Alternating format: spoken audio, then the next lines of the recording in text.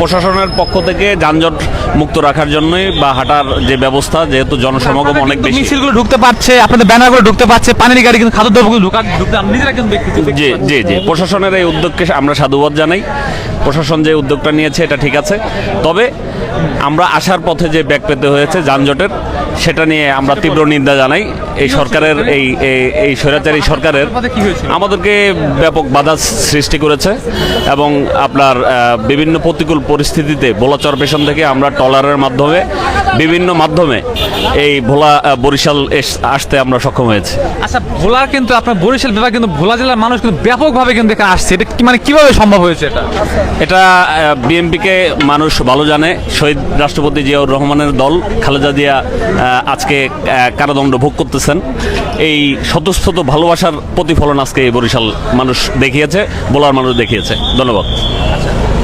দর্শক, এখানে কিন্তু যারা আসলে বিষয়টি বুঝতে পারছেন যে পুলিশ সদস্যরা কেন গাড়ি থামিয়ে দিচ্ছেন, এটি কিন্তু ক্লিয়ার হলো আপনাদের এই লাইভটির মাধ্যমে। আপনারা হয়তো জানেন, এটি কিন্তু আমরা কিন্তু পুরো বরিশালে যে গণসমাবেশ রয়েছে, সেই গণসমাবেশের কিন্তু মানে মুখে একবারে এই কর অঞ্চলের কিন্তু অফিসের সামনে কিন্তু রয়েছে, আমরা দেখাচ্ছি।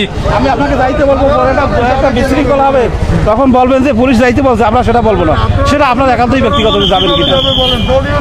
আচ্ছা, আমি তো আপনাকে আমি বলবো, আমি সেটা বলবো না।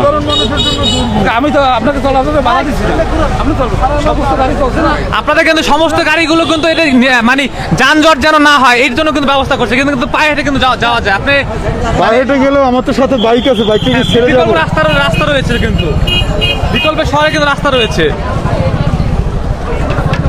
বিকল্প শহরের কিন্তু রাস্তা রয়েছে। এবং শুধু এইটি শুধু দেখাচ্ছে আসলে যারা অসুস্থ ব্যক্তি, যারা আসলে খাদ্যর সমস্যা, তাদেরকে কিন্তু ছেড়ে দেওয়া হচ্ছে।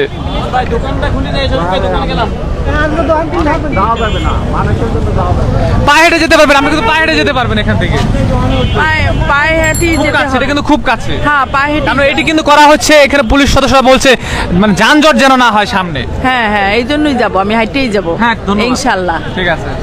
কিন্তু আমি একটা যাচ্ছি, আপনি কি সমাবেশ এসেছেন? আমি সমাবেশেই তো। আচ্ছা,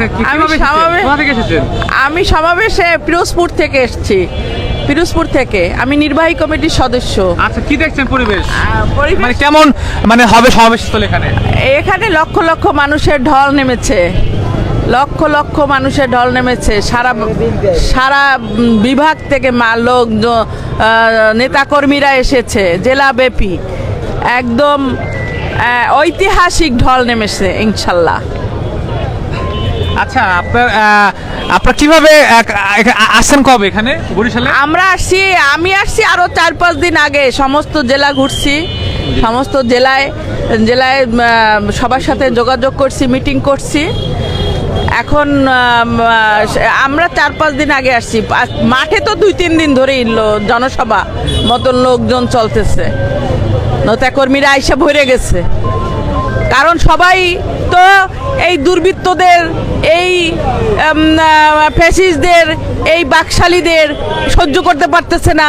আজকে দ্রব্যমূল্য ঊর্ধ্বগতি, কিভাবে জনগণ নাবিশ্বাস উঠে গেছে, কিভাবে তেলের দাম সবকিছু বেড়ে গেছে। আপনারা কিন্তু দেখতে পাচ্ছেন দর্শক, আপনারা কিন্তু এখানে কিন্তু আপনারা কিন্তু যারা কমেন্ট করছেন, কমেন্টটা কিন্তু আসলে সেটি নয়, এটি হচ্ছে কিন্তু আমরা দেখতে পাচ্ছি এখানে কিন্তু শুধু রিক্সা, কারণ পরিবেশ কিন্তু এখানে সামনে, এটি কিন্তু আসলে তারা যেন নির্বিঘ্নে যেতে পারে, যারা কমেন্ট করছেন, আপনারা যারা দেখছেন, এটি শুধু এই কারণে। আসলে এখানে কিন্তু আমরা কোনো সমস্যার শিকার হচ্ছেন বা সেটি কিন্তু আমরা দেখতে পাচ্ছি না। রিক্সাগুলো শুধু মিছিল এবং সমাবেশ কিন্তু দুটোই কিন্তু তারা ঢুকছে, আসছে, যাচ্ছে। এবং শুধু রিক্সাগুলো কেন, এটি আমরা আবারও বলছি, রিক্সাগুলো শুধু একমাত্র কারণ হচ্ছে যেন ভিতরে যেন তারা যানজট সৃষ্টিটা হতে পারে, বা মেন সড়কে যে বঙ্গবন্ধু যে পার্ক রয়েছে বা বঙ্গবন্ধু যে উদ্যান রয়েছে, সেই উদ্যান কিন্তু। এই ছিল আমাদের সর্বশেষ আপডেট। এবং আপনারা যেখান থেকে দেখছেন আমাদের লাইভটি, সবাইকে শেয়ার করার জন্য অনুরোধ জানাচ্ছি। নিরবিচ্ছিন্নভাবে কিন্তু তারা কিন্তু যারা শহর পর্যন্ত চলে এসেছেন, তারা কিন্তু ঢুকতে পারছেন এখানে। আসলে আমি আপনার কাছে জানতে চাচ্ছি যে এই যে আসলে রিক্সাগুলো কিন্তু সামনে কিন্তু রিক্সাগুলো ঢুকলে কিন্তু যানজট সৃষ্টি হবে, এটা কিভাবে দেখছেন? আমরা 200 কিলোমিটার পথ পাড়ি দিয়ে হ্যাঁ এখানে আসছি। গত 3 দিন আগে ভাই বরিশালে আসছে খালেদা জিয়ার মুক্তি আমি যেটা জানতে চাচ্ছি এখানের পরিস্থিতিটা, এখানে আপনারা আসছেন ঠিক আছে, কিন্তু এই যে এখানে যে পুলিশ সদস্যরা কিন্তু রিক্সাগুলো থামিয়ে আসলে হেঁটে যেতে বলছেন, কারণ ওখানে যানজট সৃষ্টি হবে, এটা কিভাবে দেখছেন? প্রচুর যানজট, রিক্সা যাওয়ার কোনো সুযোগ নেই, লক্ষ লক্ষ জনগণের সমাগম এই বরিশালের পার্কে হয়েছে। এর জন্যই প্রশাসন আমাদেরকে রিক্সা এখানে থামিয়ে দিতেছে, রিক্সা যাওয়ার সামনে কোনো পরিবেশ নেই। মানে সামনে রিক্সা গেলে তো যানজট সৃষ্টি হবে, চরম যানজট সৃষ্টি হবে, সুযোগ নেই কোনো, লক্ষ লক্ষ মানুষের সমাগম, আচ্ছা আচ্ছা লক্ষ লক্ষ মানুষের সমাগম। ঠিক আছে।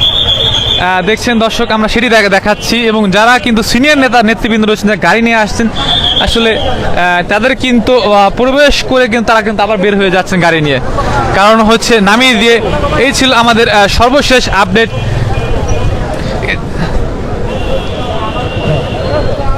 এবং লাইভটি শেয়ার করবেন, এবং আসলে পুরো শহরে কিন্তু রিক্সা চলছে এবং গাড়ি যান চলাচল সবই কিন্তু চলছে, এবং আমরা সেটি কিন্তু দেখতে পেয়েছি, এবং পুরো শহরে কিন্তু আসলে সব যান চলা রিক্সা যারা আসছেন তারা কিন্তু গাড়িগুলো সবগুলো চলছে, মিছিল ঢুকছে এবং নিরবিচ্ছিন্নভাবে কিন্তু তাদের সমাবেশ তারা করছে।